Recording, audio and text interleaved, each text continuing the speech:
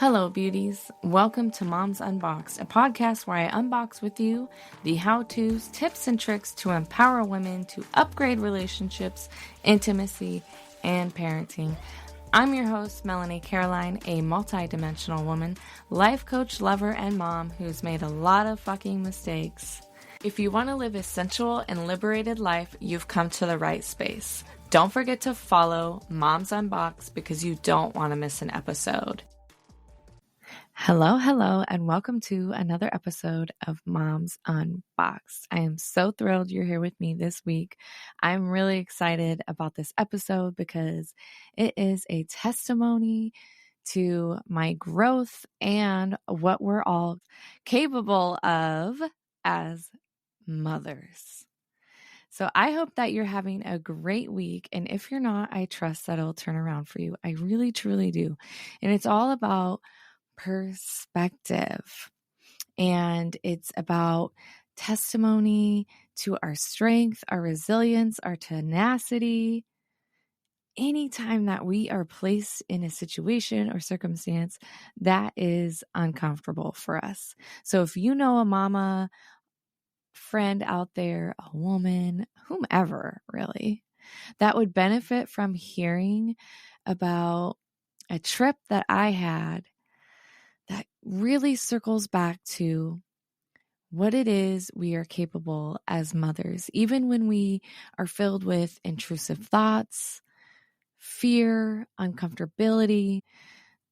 There is an energy within us that really builds.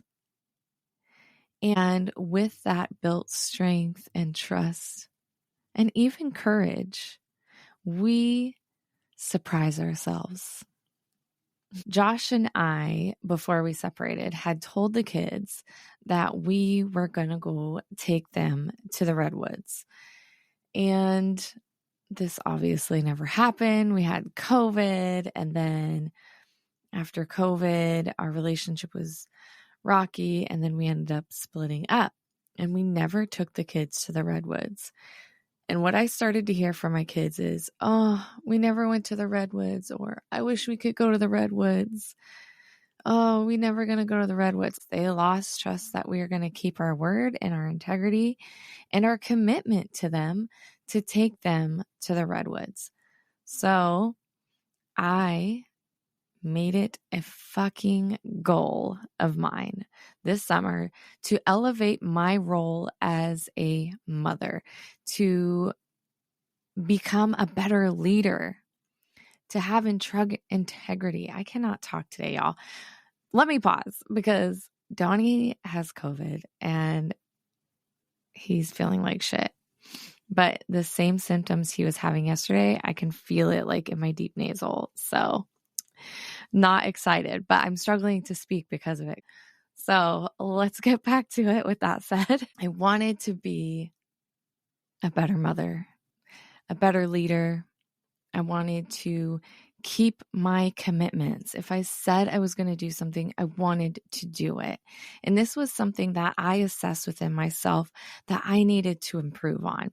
So if you are also wanting to reflect on your role as a mother and identify what are some areas that you can grow in, really contemplate what it is you want to get better at. And so these were some of my things that I wanted to get better at. And one of the activities that I wanted to do to really prove to myself that I can be without a partner. I can do things by myself with the kids without another adult, right? And without a companion, a partner. And before this trip, I was really nervous and had some fear around my ability. I knew I was capable, but it was like, am I able to do this without another adult tagging along with me? Because originally you have to remember this trip was supposed to be a family trip with Josh and I and the kids. And it became my trip with the kids. I was having intrusive thoughts about all the things that could go wrong, including like someone catching on fire or there being a fire. And so I packed the fire extinguisher, a fire blanket. Even when I got to camp, I'm like, okay, if someone decides to go cuckoo crazy in this campground, what is the fastest way out? I'm thinking of all the scenarios, right? I just want to make sure that I'm safe, that I have contingency plans in place, that me and the kids are going to be fine. And when we are facing something that is uncomfortable and we're having to move through this and it's going to expand us, it's going to help us grow, and we have the courage to do it, we're going to have those intrusive thoughts. We're going to think the worst at times, and we're going to have fear and maybe even some anxiousness. Use that for your benefit. If you're feeling anxious about something, it's like, okay, what could go wrong? And how can I deal with this in a way that is going to be less stressful and beneficial? So like I said, I was thinking of all the fire scenarios. I'm like, okay, how would I deal with that? I would pack the extinguisher. I would pack a fire blanket. And you might be doing something like a work project where you're having to present something. Think about, okay, what are the areas within my speech that I need to improve on? And practice your speech. Talk in front of the mirror. If you are about to sing the national anthem at your kids' school, you're going to practice the national anthem. You're going to make sure that maybe you even practice in front of an audience. Or if you're being a volunteer at a camp, think about all the things that you would want to pack in case something happened, like an emergency kit, a splint kit. You want to make sure that you're packing, enough headlamps. So there's things that we can do to prepare ourselves and use that little bit of fear, anxiousness as fuel to prepare us. And when we are prepared, we feel ready. Like, okay, I've thought of all the things. And so I've thought of all the things for the Redwoods camping trip. And it turned out to be an amazing trip. Yes, it was a lot of driving because I took the 101 from Washington all the way down to Cali and didn't realize how long the 101 actually took. And it took me 7 hours the first day. I'm super glad a friend of mine convinced me to get a hotel room the first night we were traveling. Then the rest of the trip was 4 hours the next day. And we took that first night and we swam and we sat in the hot tub and even taught the twins some more swimming skills. And so it was just a beautiful time for us to be all together. And there was testament there that I could drive the 7 hours in one day, that the kids were going to be calm, cool, and collected. They weren't acting all crazy, which was a nice relief because I wasn't sure how the twins and my oldest would do in a car ride that long. So they had their electronics, of course, and I just contemplated and I listened to music and I was going through my own emotions and feelings. And one of the things that I was like leery about was I going to have any space for myself? Because I wasn't going on this trip by myself. It was, I'm going to be intentional for my kids because this trip is about them. It's about me keeping my commitment towards them. And I did it. I drove all the way there. We camped for 4 days, Wednesday, Thursday, Friday, Saturday. Yeah, we left on Sunday. So we left on the 5th day. We left Tuesday, stayed the night at the hotel, and then the remainder of the time was in one camp spot. And so although I was challenged in several ways, my oldest, I noticed he can't stop moving. He can't stop using his mouth. Like he just loves to make noise. And at one point, multiple points. Let me be honest with you. At multiple points, I was getting really annoyed. And the universe and I have been having these conversations around standing in my power and power to respond in certain ways. And standing in my power also means choosing how I respond when I'm annoyed, when the noise doesn't stop. And I am very sensitive to noise and get like viscerally annoyed when there's like certain noises that are repeating, especially when I'm tired or just feel like low energy. Like that's when it like gets to me on a body cellular level. I just like the frequency in my body. I hate that noise. Please stop. And when I asked him to stop, he would get annoyed with me for not being able to tolerate it. So it was interesting, the dynamic between my oldest son and I being together nonstop. Like there was no room for him to go into, right? Like there was a tent, but he didn't chill in the tent. So it was like all of us were around each other all the time. And so I had to be in my mommy power to be more tolerant, to be more patient with my children and their noise making, even though it really drove me crazy. And there were times where I was like, okay, you got to stop with the noise because that is driving me absolutely fracking bonkers. Please stop. So we can be in our power, choose to respond, and ask politely, hey, can you please stop? Because that's really driving mommy cray. And when we explain ourselves to our children, I recognize that they are more willing to stop the behavior because we are giving a further explanation. And I think a lot of parents, they're like, well, just stop. Well, why? Because I said so. Well, that doesn't make sense to me. Why are you asking me to stop? It's like, you're asking me to stop being me. And I like being me makes noises. And when I say, because mom is struggling with the noise on a visceral level, when I explain myself fully, they're like, oh, okay, so this is about you, not really about me. Like, yeah, totally. This is totally about me. My body is freaking out about the noise you're making, and it's driving me crazy on a visceral level. And no, I get that you like making noise, and that's cool. But right now, I need a break. I need a break. And so it was like 6 days of like, hey, okay, I need a timeout from all the noise. And they were totally cool with it. Like I said, every teenager, at least in my opinion, is going to give you some type of attitude because it's not doing what they want to be doing. But my son and I had an opportunity to talk about that as well. So going on a trip for me just left space for us to learn about each other, space for us to correct ourselves, our behavior, to deepen our self-realization and awareness.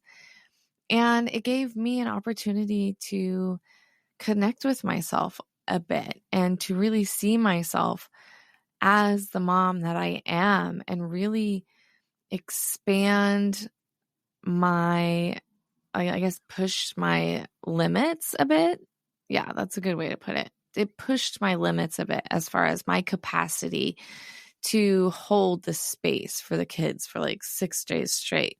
They're, like I said, all their mannerisms and parts of their characteristics that I'm like, okay, time out on that, right? Because we all need that space. So it doesn't matter if you're going on a trip or not going on a trip.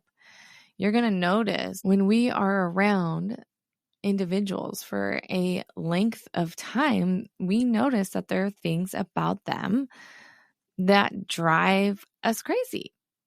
And I have an example. My friend went on a cabin trip with his buddy. And by the end of like 2 to 3 days, he was like, okay, I'm done. I need a break because I noticed that you don't shut any of the cupboards. You're always complaining about something. And dude, I love you, but I need a break from it. So he ended up leaving the cabin and taking a break for himself before returning back to the cabin. It's okay for others to drive us nuts. We just have to choose how we respond to it. We can't yell at them or shut them down. If you are with a partner, that's a conversation that you can have. So that was really cool to stand in my power as a mother and choosing how to respond. So if you are identifying those areas that you want to grow in, maybe it is your tolerance for the annoying noises. Being able to expand yourself, push your limits a little bit to be able to hold the space a bit more for your children. This will also be practiced with your partners and your coworkers and your family members. During this trip, I overcame so many intrusive thoughts. Like I said, I was fucking thinking of every scenario. Someone going cuckoo crazy in the campground. There's fires. Like what possible could happen?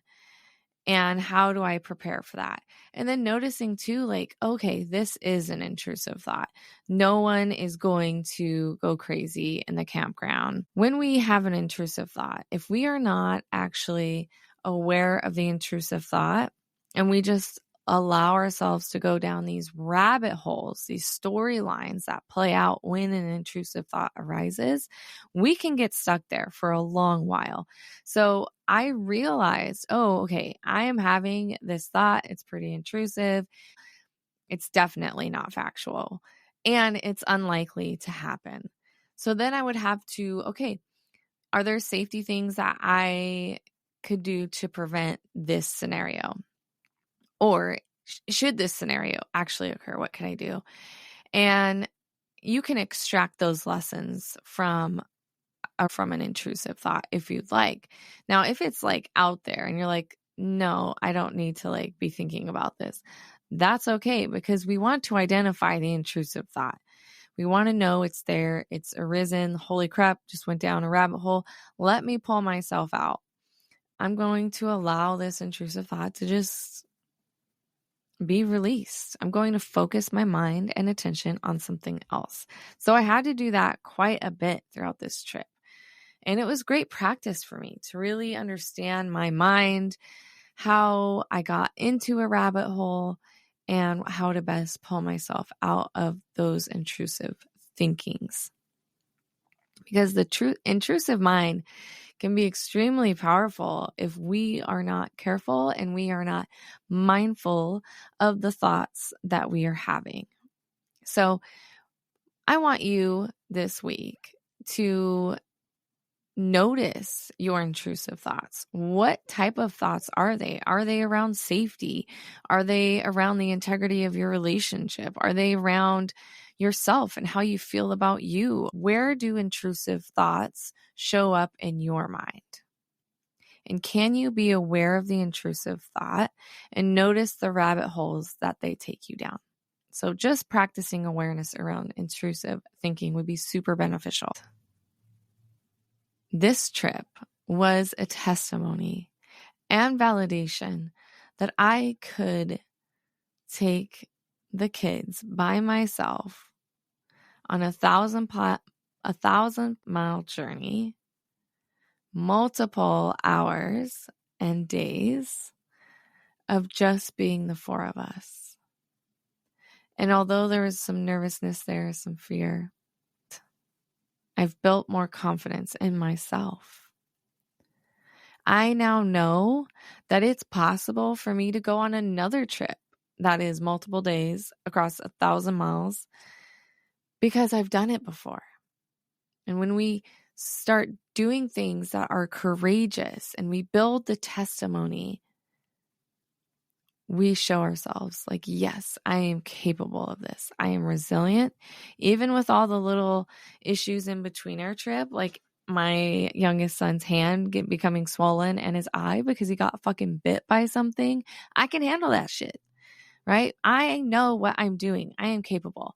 When we are in a relationship that we partner in many, many things, that is wonderful. Nothing wrong with that.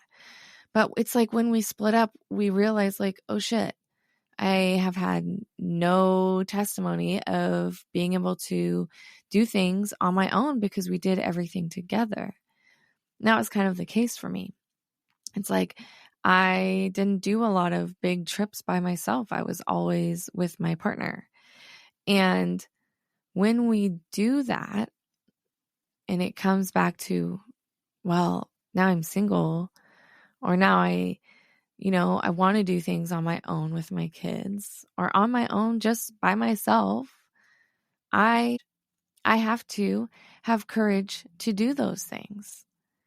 And so we place ourselves in a situation where we can build that testimony and validation, like this trip. If you're in a time period in your life where you want to build that testimony, you want to show yourself that you are strong and resilient and capable, badass woman that you are, do something that makes you uncomfortable.